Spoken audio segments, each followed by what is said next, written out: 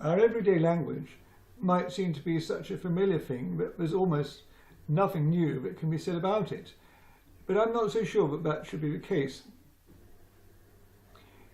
When we study English, for example, we often are taken through English grammar, and this is habitually found to be rather tedious and seemingly unconnected with the reality of language by the many students who have to take this subject. In particular, we note that conjunctions, for example, are joining words, so their name suggests that. Adjectives, those are things which are thrown down, ad meaning at or to, or probably down in this sense, and jek meaning to throw. So we have adjectives which are thrown down, as it were, in the path of nouns. We have adverbs which, again, are thrown near the verb. Thrown down near the verb. We were always told at school they were helping the verb. So these schemata, which we use not only for English but also as a kind of matrix upon which we try and establish the, as it were,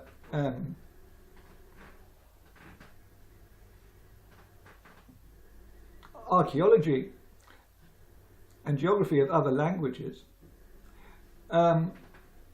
Is this such a useful concept, or can we in some ways simplify it and make it more immediate, more useful? I think we can. One thing which has always struck me as odd is the dichotomy between the object and the complement in English. If I say I eat the porridge is an object.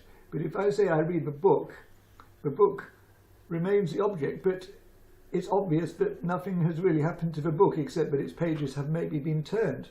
Although that's not obligatory, is it? Because you can say I read the book, or I have read the book, and you might have meant that you just had a quick look at it, maybe not even turning any pages. So other aspects of this would be transitive and intransitive. I smile. Nothing has actually been smiled. Your face has creased a little bit, but there's no thing out there which has been referred to in the language which has suffered any change. We can get around this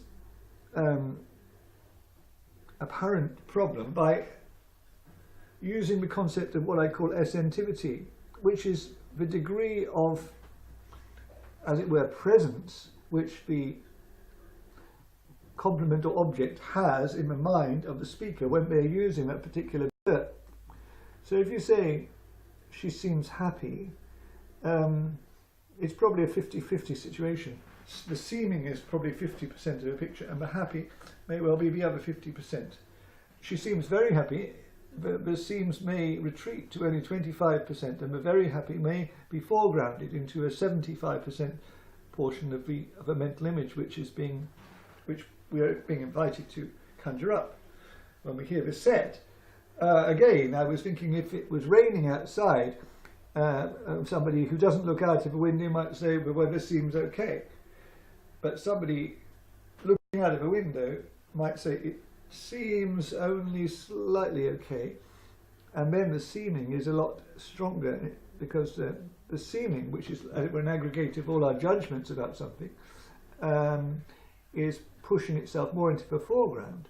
And the okay is perhaps pushing itself down to 40% or even 35%, whereas for the guy sitting at the table, the okay might have been 90%, because he was convinced by looking at the colour of the sky from where he was sitting through the window that it was actually quite a nice day after all. Now in Georgian, this difficulty has been anticipated long ago, and we have a series of situations which I will explain. In fact, it's not dissimilar to the famous distinction between avoir and être verbs in French, although, as we shall see, it really operates the other way around. In Georgian, there is a primordial distinction for first-person usages between usages beginning with m, think the initial M of English me, and usages with an initial V, which you might usefully compare to the first person I in English grammar. So I have, for a thing that is, not a person or an animal, is max. I am is var. Similarly, vakete means I do or I am doing, and vtser, I write. As you would expect, I want, being an action close to me, as we might say, uses the m suffix, and it is minder or me minder. But I am waiting is velodebi. Please wait for me, which you say to taxi drivers, combines both the extensivizing and distancing suffix da with the more intimate me, da me lode. The pattern becomes clear, and the pervasiveness of the Georgian language's inherent essentivity is almost obvious. In French, the famous avoir-être distinction uses avoir for the quite visible action of I carried my parcel from the post office, but être for the rather more invisible he arrived or he has arrived. It being, I suppose, almost impossible to lay hold of the exact moment of someone's arrival for more than just a fleeting second, and thus it's given literally in French as he is arrived. Greater essentivity, less precision. These examples could be multiplied, but irrespective of means, it seems to me, as a purely experimental hypothesis for now, that languages frequently use structures which imply greater or lesser amounts of essentivity, both in their what you might call devolved physiognomy and in the ways their structures actually evolve in practice. Maybe it's true as well that these essentive structures are more obvious in the more archaic languages, and that it is in any case easy for us, by reflection, to discover them, probably in all languages, with a little thought. It means, of course, revising our traditional notions of grammar, which have come down to us on a model based on Latin, a particularly non-essentive language, a language which became a system of rules. One is reminded of Benjamin Lee Whorf's celebrated ideas about verbs in an indigenous North American language, Hopi, where, for many verbs clearly connected with tribal rituals or decoration or farming, there are often two related forms, both of them extremely abstract, and the second of which unerringly conveys an even greater sense than the first of added essentivity.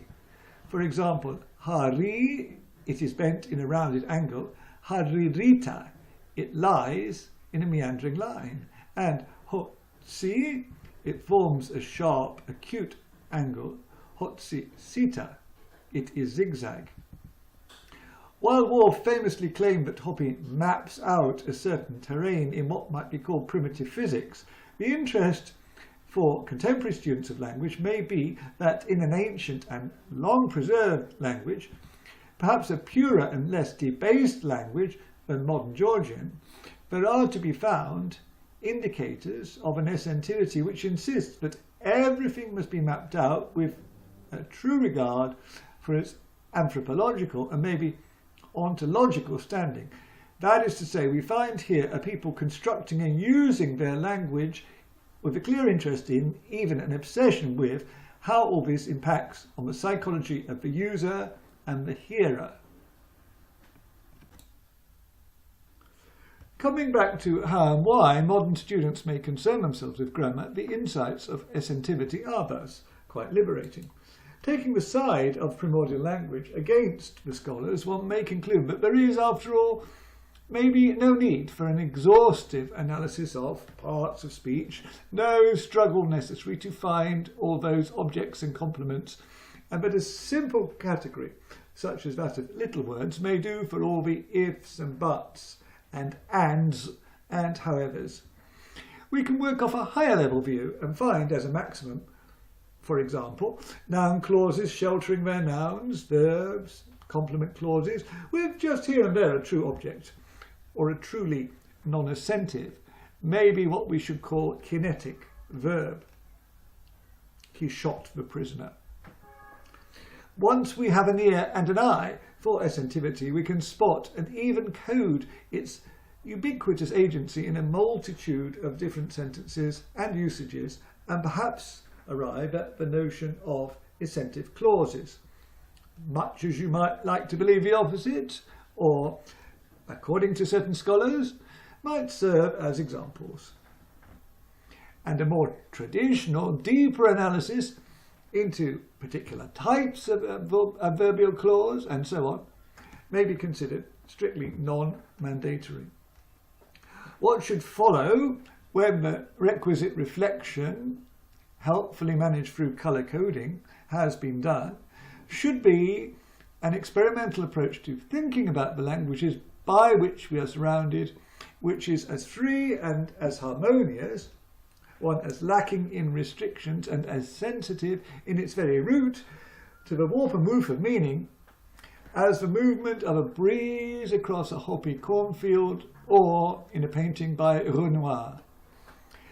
At such a moment, we will maybe remember that language is primarily there to capture what we might wish to conceive and utter, and hence, through writing, preserve and record, and that it need not be thought of as something hopelessly debased by endless usage and rendered dry and meaningless by the excessive pedantry of scholars.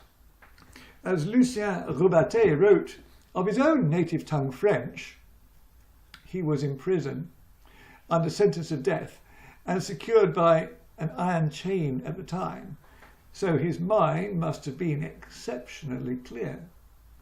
That old flint of French can still spark a flame.